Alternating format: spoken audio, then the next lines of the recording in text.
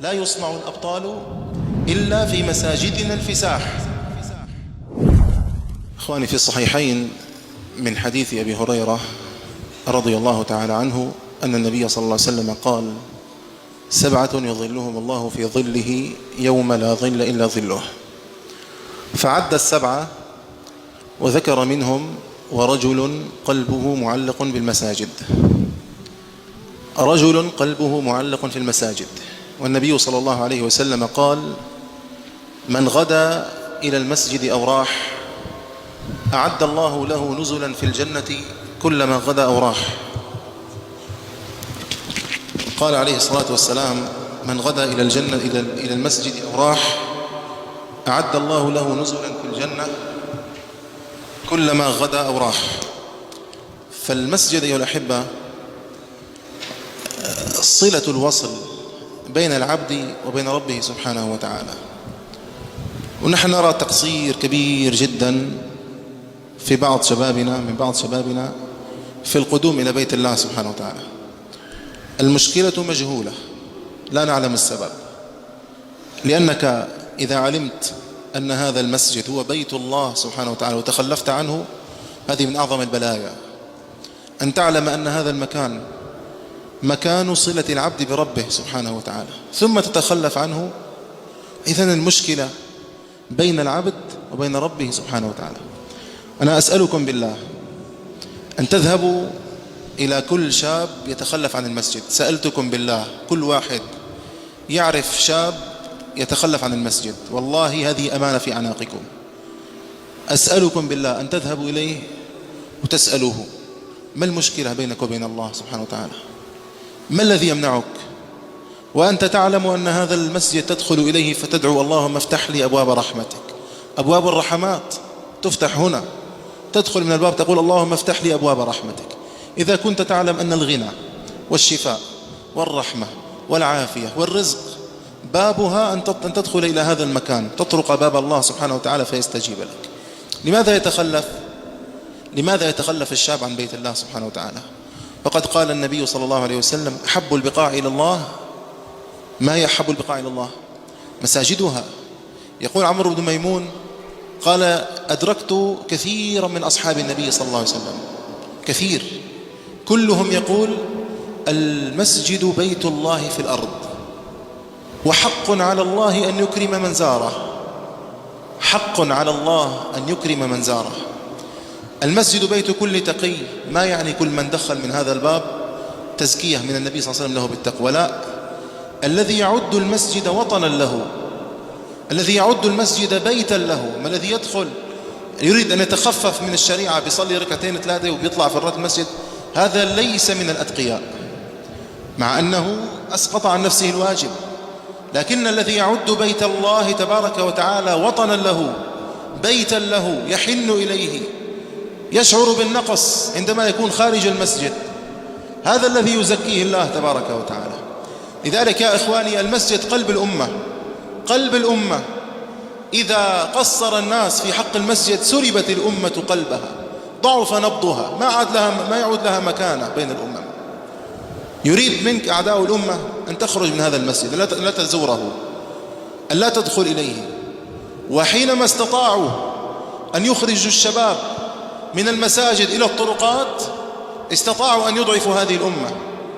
حينما استطاعوا أن يتخلف الشباب عن بيوت الله سبحانه وتعالى، أن يقصروا في حق الله عز وجل في هذه المساجد، صار لهم مكانة، وصار للأمة ذلة وضعف.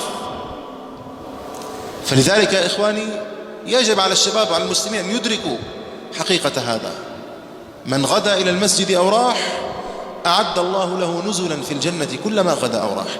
ما جلس قوم في بيت من بيوت الله يتلون كتاب الله ويتدارسونه بينهم إلا حفتهم الملائكة وغشيتهم الرحمة ونزلت عليهم السكينة وذكرهم الله في من عنده. هذا الفضل ما يدرك في الشوارع، هذا الفضل لا يدرك في مجالس السوء، لا يدرك في مجالس الغيبة، لا يدرك في السهرات، لا يدرك في التجارات، لا يدركه إلا من يقدم إلى بيوت الله سبحانه وتعالى. حفتهم الملائكة وغشيتهم الرحمة ونزلت عليهم السكينة وذكرهم الله في من عنده.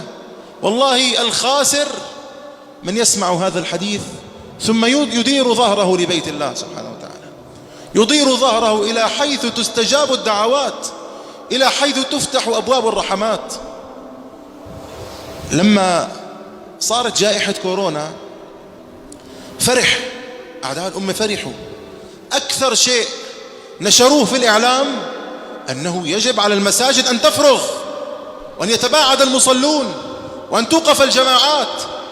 المسلمون فعلوا ذلك امتثالا لأمر النبي صلى الله عليه وسلم، امتثالا لأمر النبي: لا يورد ممرض على مصح.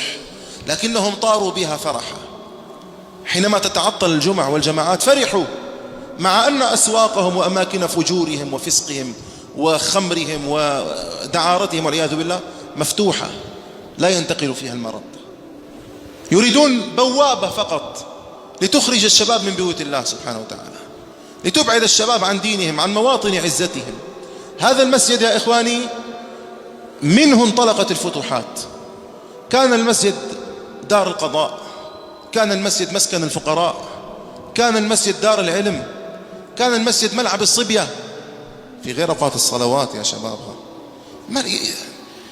يلعبون فيه، يتعلمون فيه، يطيعون الله سبحانه وتعالى، يعظمونه، يدخلون إليه وكأن أرواحهم خلت من الدنس والخبث، تخلو منه به الأرواح من الخبث. فلذلك يجب علينا، هذه والله أمانة، والله أمانة في أعناقنا، أن نكون نصلي في المسجد ويوجد شباب في الطرقات تجلس. أنا أقول هذه أمانة في حينا هنا، نحن ما لنا مسؤولين عن اللي ما عم يصلي في آخر الدنيا. هذه أمانة في أعناقنا، ولا ينقص قدرك ولا تقل مكانتك ولا يذهب وزنك بين الناس إذا رأيت رجل في الشارع وقلت له: يا أخي لماذا لا تدخل المسجد؟ ما الذي بينك وبين المسجد؟ ادخل إلى بيت الله سبحانه وتعالى. ما في أجهزة تنصت أنت شو عم تناجي ربك سبحانه وتعالى، لا، افتح قلبك بين يدي الله عز وجل، بث له دعوتك: إنما أشكو بثي وحزني إلى الله. لذلك يجب علينا أيضا أن نعلم هؤلاء الصبية مكانة المسجد، ندلهم عليه. أحيانا الشاب يخرج في الطرقات فيتكون فكره، تصنع عقيدته في الشوارع، وإذا دخل المسجد حتى وإن كان لا يوجد دروس، المسجد يهذب، المسجد يؤدب، المسجد يعلم الأخلاق، المسجد يعلم المسلم أن هذا هو موطنك، أن هذا هو الموطن الذي يجب أن تجلس فيه وأن تعود إليه. لا يصنع الأبطال إلا في مساجدنا الفساح، في روضة القرآن، في ظل الأحاديث الصحاح.